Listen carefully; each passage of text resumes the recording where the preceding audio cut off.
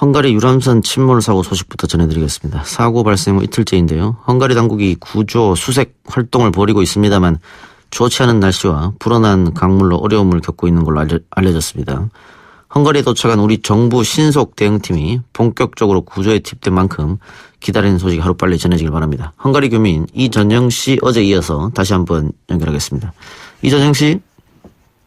네, 안녕하세요. 이전영입니다. 네, 구조 관련 새롭게 전해진 소식은 아직 없습니까? 예. 지금 이곳 현지 시각은 오전 10시 36분을 지나고 있는데요. 예. 우선 헝가리 현지에서 오늘 오전에 보도되고 있는 소식은 헝가리 잠수부들이 현재 강으로 투입이 되어서 수색 작업에 돌입한 것으로 전해지고 있습니다. 어제 오스트리아에서도 특수구조 전문요원 10명이 부다페스트로 왔고 지금 현장에서 대기 중인 모습을 아까 볼 수 있었습니다. 사고 발생 후 만 하루를 넘게 수색 작업을 계속하고 있지만 좋지 않은 날씨와 빠른 유속과 불어난 유량 때문에 수색 작업에는 여전히 어려움을 겪고 있는 것으로 보여지고요. 잠수부들이 선체로 들어가서 생존자 확인 작업이 이루어지고 있지만 아직 유속이 빨라서 작업에는 시간이 많이 필요할 듯 보이고요. 예. 선체 인양 작업에는 일주일 이상 시간이 소요될 것으로 보도되고 있습니다. 예. 네. 그 빠른 유속 불어나는 강물이 아마 수색하는데 가장 어려운 것 같은데 그 비는 네네. 안 옵니까 이제? 예, 현재 부다페스트 날씨는 조금 흐리지만 대체적으로 맑고 좋아 보이고요. 내일까지 맑은 날씨는 이어질 것으로 보이고 현재 기온은 섭씨 18도 정도고 내일은 26도까지 올라갈 것으로 보입니다. 예, 지금 YTN 뉴스 속보에는 헝가리와 한국 그 해난 구조대 함께 합동 수색에 들어갔다 이렇게 나오던데 어떻게 현지에서도 그런 뉴스가 나오나요? 아직 저는 그런 뉴스는 접하지 못했는데, 조금 전에 이제 보도 화면에서는 강경화 외교부 장관이 현장에 돌아보는 것을 볼 수 있었고요. 아직 합동 수색이 본격화된 것으로 보이지 않았는데 아마 더 지켜봐야 될 것 같고요. 헝가리 언론에서는 최단 시간 내에 한국 구조 인력을 투입할 예정이라고 보도했습니다. 예. 헝가리 총리가 유람선 침몰 사고와 관련해서 철저한 조사를 약속했는데 그 헝가리 정부의 도움이 상당히 필요합니다. 저희가 헝가리 정부가 이번 참사를 어떻게 생각하는 것 같습니까? 헝가리 정부가 이번 참사에 대해서는 그 매시간 뉴스에서 계속해서 메인으로 다룰 만큼 매우 큰 사고고 그리고 굉장히 안타깝게 여기는 것으로 보여지고 있습니다. 그리고 총력을 기울이려고 노력하는 모습도 보이는데요. 헝가리 정부는 경찰, 군대, 병원, 대테러팀, 특수장비 등 그다음에 군함도 동원해서 수색에 총력을 기울이는 것을 볼 수 있었고요. 사고 이후에는 부다페스트 외에도 그 다뉴브강을 끼고 있는 모든 주와 다뉴브강 남쪽 인근국인 세르비아나 루마니아에도 협조 요청을 해서 수색 작업이 확대 전진되고 있는 것으로 보여집니다. 예. 사고 이후에 다뉴브강 유람선 운행은 어떻게 정상적으로 운행됩니까? 중단됐습니까? 실제로는 그 헝가리 국경까지 다뉴브강 내에 유람선은 현재는 중단이 되어 있거든요. 저도 그 부분이 궁금해서 실제로 그 오늘 오전 시간에 크루즈선 업체 3군데 연락을 해서 한번 알아봤는데 사고 지점 근처에 크루즈선과 유람선 예약을 한번 시도해 봤거든요. 네. 한 군데에서는 50명 정도 수용할 수 있는 배를 빌릴 경우에는 예약이 문제없이 진행이 됐었고요.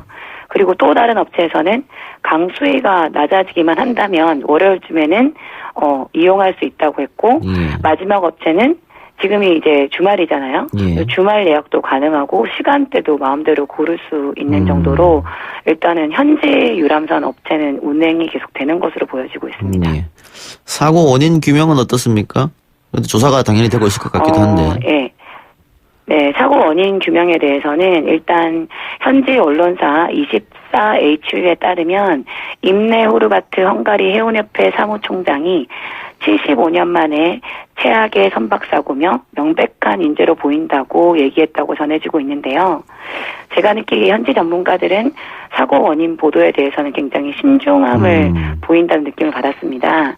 그리고 여러 의견들이 개진이 됐었는데 이번 사고 전문가에 따르면 사고 당일 수요일 저녁에 시야는 확보될 만큼 좋았고 배의 움직임도 충분히 볼 수 있었다는 의견이 있었고요. 예. 그리고 구명조끼를 입지 않은 부분이나 또 그 헬기 수색대가 바로 동원되지 않는 등의 어떤 그런 대비가 적절치 못했던 부분들이 원인이 된다는 의견도 있고 또 안전 규정을 강화시키기보다는 규정을 지키는 것이 앞으로 우선이다라는 전문가 의견이 많이 나오고 있습니다. 예. 그런데 무엇보다도 사고의 주 원인은 크루즈와 선장인 우크라이나 출신 64세 유리 씨로 보는 분위기가 매우 크다고 보여집니다. 예, 그래서 지금 저희 한국 뉴스에도 그 크루즈 배를 운행했던 선장이 혹시 음주한 거 아니냐 뭐 이런 의혹도 지적되고 있는데 그 부분에 대해서 확인이 안 됐죠? 네, 그 부분에 대한 구체적인 아직 보도가 이어지지 않고 있습니다. 예, 알겠습니다. 언론 보도를 보면 강변 곳곳에 촛불과 꽃들도 놓여 있던데 헝가리 시민들도 이번 사고를 굉장히 안타까워하고 있는 것 같습니다. 네, 그 강변에서 보여지는 모습도 그렇고 제 주변에 있는 헝가리 현지인들도 정말 우리 자국민인 저희들보다도 어찌 보면 더 안타깝고 슬퍼하는 모습도 보여지고 있거든요. 헝가리 시민들이 이번 사고에 대해서 매우 안타까워하고 있는 모습을 보여지고 있는데 일단 현재 사고 지점인 머르깃 그 다리 위에 애도 행렬이 주야로 계속 이어지고 있습니다. 희생자를 추모하고 구조와 생존자의 소식을 간절히 바라는 헝가리 현지인들이 꽃과 촛불들을 가지고 다리 난간에 가지고 와서 기도하고 또 강물을 바라보는 모습들도 볼 수 있었고요. 무엇보다 가장 놀랐을 헝가리 현지 동포분들은 누구보다 간절히 실종자들의 구조 소식을 기다리고 기도하고 있습니다. 예, 알겠습니다. 그 기다리는 소식을 빨리 좀 들었으면 하네요. 오늘 인터뷰 감사합니다. 네, 그렇습니다. 네, 감사합니다. 예, 지금까지 헝가리 교민 이전영 씨였습니다. 이자카야 궁금하다. 이자카야 문자 줄게 질문다오. 여러분은 지금 웃으며 정보를 입수하고 편안하게 참여하는 이동형의 뉴스 정면 승부와 함께하고 있습니다. 생방송에 참여하고 싶은 분들은 샵 0945 우물정 0945번으로 단문 50원, 장문 100원의 문자 메시지를 보내주시거나 예스 앱으로는 무료로 참여할 수 있습니다. 지금 바로 보내주세요.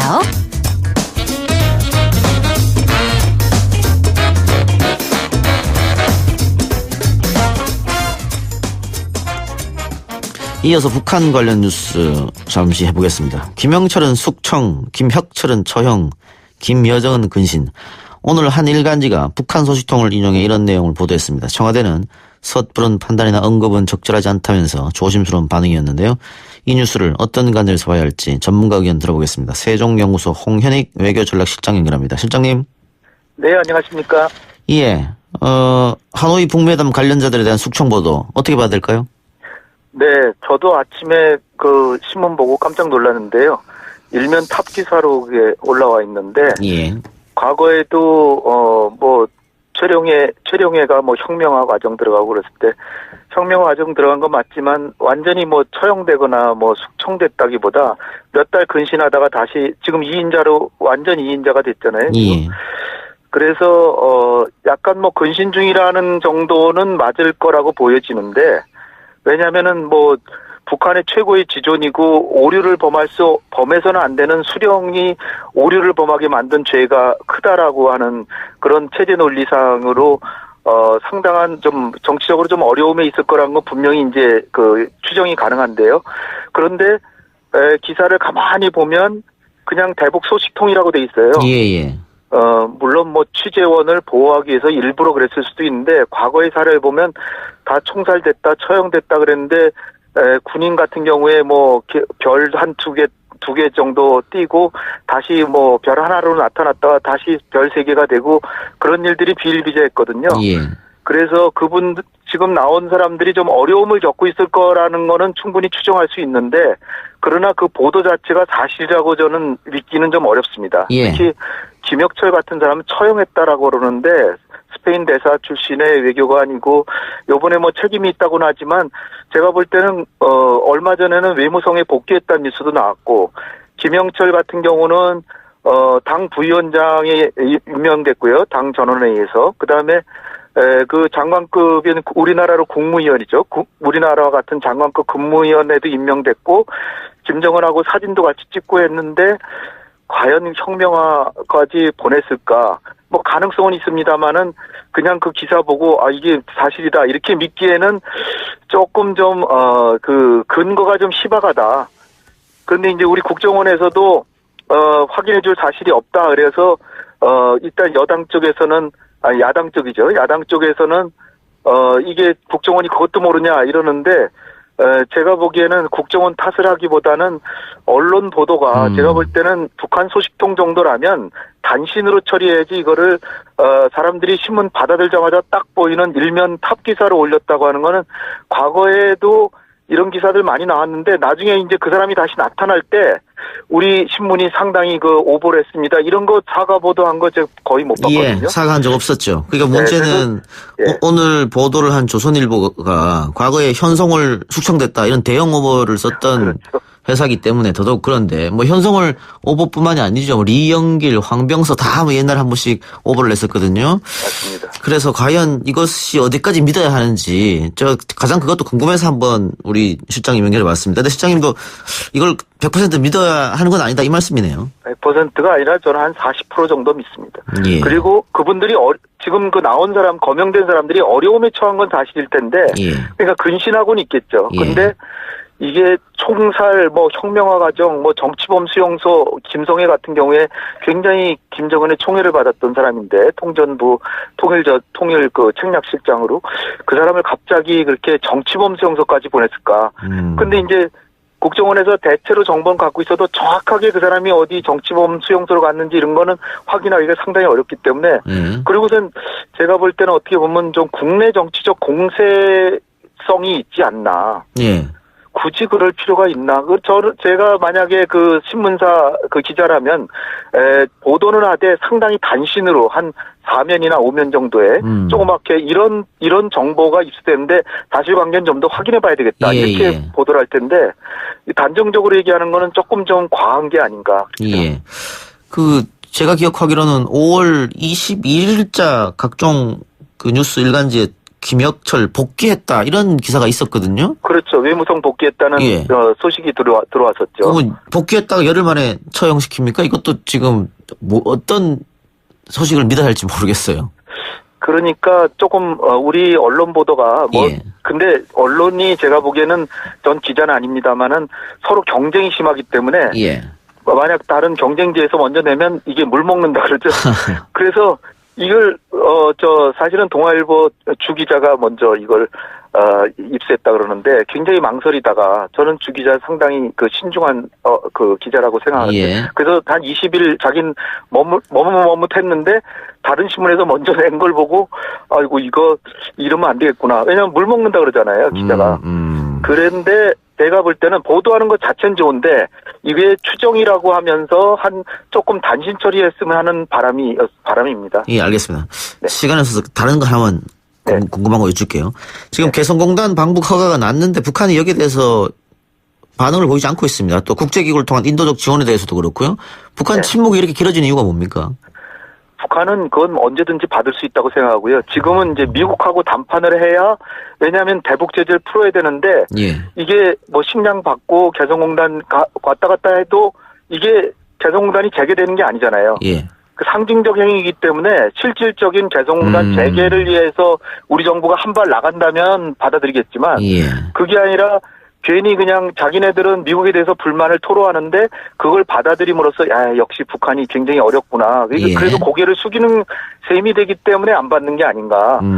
그러니까 제가 하노이 회담 때도 북한이 개성공단과 금강산 관광 재개를 얘기조차 안 했다는 거예요. 예. 왜 그러냐면 이거는 남북 간의 문제고 그리고 유엔 안보리 제재 5개가 그게 풀리면 자동으로 개성공단과 금강산 관광은 된다.